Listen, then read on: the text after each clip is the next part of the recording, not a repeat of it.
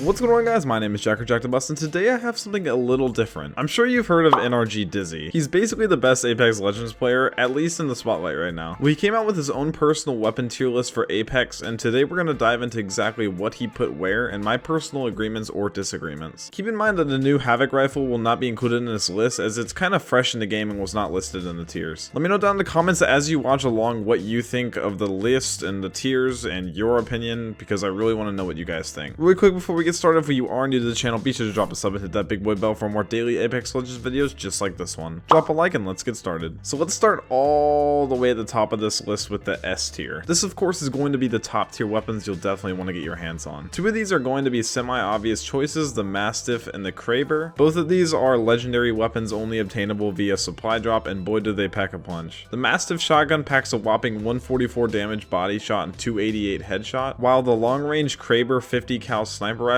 will pick up 125 body and 250 headshot. I definitely don't disagree with either of these choices, as both are obviously very strong, evidently by their rarity. And then the third and final weapon Dizzy has placed in the almighty S tier is the Wingman. If you watch a stream on it, you'll know he uses this all the time. He's in love with it. This heavy pistol has been a clear favorite of not only Dizzy but the entire Apex community. Its ability to easily take down enemies at both long and close range while at the same time maintaining a semi-large magazine allow the player to wipe out entire squads, especially if the skull piercer attachment is found in use. Many have called for this pistol to be heavily nerfed, as it's used in many players' loadouts, being the clear choice for one of the two slots. It's because it's very easily able to act as a situational tool, allowing for the player to pick up the second weapon as their choice no matter what. Again, I do agree with Dizzy on this choice. The next tier down is the A tier. These weapons are still going to be extremely useful, but in comparison to those in the S tier won't be held as highly. First off, the Spitfire. I completely agree with this one. The Spitfire is typically one of my go-to weapons, as it's extremely versatile and feels so powerful. It has stronger stats than the NRG LMG Devotion and doesn't use energy ammo to top it all off. I 100% agree with the Spitfire's placement in A tier. Now let's get on to some I actually disagree with. Also in the A tier, Dizzy has the Flatline and the EVA 8 auto shotgun. These two choices really caught me off guard. The Flatline is a tad more debatable due to its longer range, but the EVA 8 feels incredibly inconsistent to me. I find myself hitting more 9 damage shots than anything with this thing, making me think it would be more useful to just punch the enemy early game. The thing about Flatline is that it really takes a few attachments to feel correct. Not only this, but the recoil up close is horrendous. The only way I could really see myself using this thing is with the single fire mode from a medium to long distance, where at that point you may as well just take a hemlock single fire. So I do disagree with him there on that. Dizzy also has the Peacekeeper and R99 in this A tier, and I do agree with those choices. The R99's fire rate is actually ridiculous, and with a few attachments can definitely be a deciding factor in many close range fights. The Peacekeeper's in the same boat, as with a few attachments it can really pack a punch, if you hit your shots that is. On to the B tier. These will all be weapons that you'll find and will suffice, but typically you'll want to swap them out for a better loadout later on when the opportunity presents itself. In this category, Dizzy has the G7 Scout and Longbow DMR rifles listed. I honestly agree with these picks, as both are quite mediocre weapons at their core. They're both okay if they're fully kitted and you can take a decent number of shots at the enemy, but at that point you may as well just take a nice Wingman for more damage than the Scout or a better fire rate than the DMR. He also has the Hemlock and Prowler in this category, but I really do think both of these weapons have the potential to be A tier. The single shot Hemlock is extremely powerful, since it has no cap on how fast you can shoot it, as long as you can click that fast. The Prowler is only strong with its hop up, so that's kind of where the problem lies. If a weapon's completely useless with having to find something else to go along with it, there really isn't a point in prioritizing it, as you'll almost never always find what you need. The Devotion and R301 also fit in this category, and I do see why. The Devotion rarely compares to the Spitfire without its hop up, and the R301 takes light ammo and does just about as much damage as the agile R99, at least when magazine size is taken into account. On to the C tier. These are definitely weapons you're going to want to avoid. Although they're not the lowest of the low, they still won't help you out much at all. The Alternator and RE45. Both small automatic weapons, these are typically going to be the weapon you pick up right when you land and you don't have anything else yet. Both don't provide any advantage for you in late game, especially compared to some of the more suitable weapons for close combat, such as the two shotguns or the R99. Dizzy also has the triple take energy rifle down in this tier. I think it sits down here due to the fact that it both A, takes energy ammo, which is definitely harder to come by, and B, it can't really hold up against other better single fire weapons like the Scout, Wingman, Flatline, and Hemlock. Once again, like I said, these are going to be the weapons you pick up early, but drop the first chance you get. Now for the final tier, the worst of the worst. Dizzy has two weapons located in the dreaded F tier, and they both make sense as to why they're down there. I'm sure you can already guess that the atrocious Mozambique finds itself in this category alongside the P2020 pistol. Both of these weapons are going to be less effective early game than simply hitting the enemy with your fists. The Mozambique has a pathetic magazine of 3, with body shots only getting up to 45 damage. The P2020 while sporting a larger magazine, can only put out 12 damage to the body per bullet. If you find either of these weapons early game, you may as well just leave them on the floor where you found them. Well guys, that's gonna be it for the video. I may have disagreed with Dizzy on a couple of his picks, but everything else seems really up to agreement, especially in the whole community. I'll probably do an updated version of this video in a few months time once these guns are changed and new weapons are added into the game. So let me know down in the comments if you'd like to see another upload of this, and don't forget to leave your opinion down below as well. If you enjoyed this video at all, be sure to leave a like on it as it helps the channel out a lot, and I'll see you guys tomorrow for the next daily Apex Legends video, but until then, I'll catch you guys in the next one.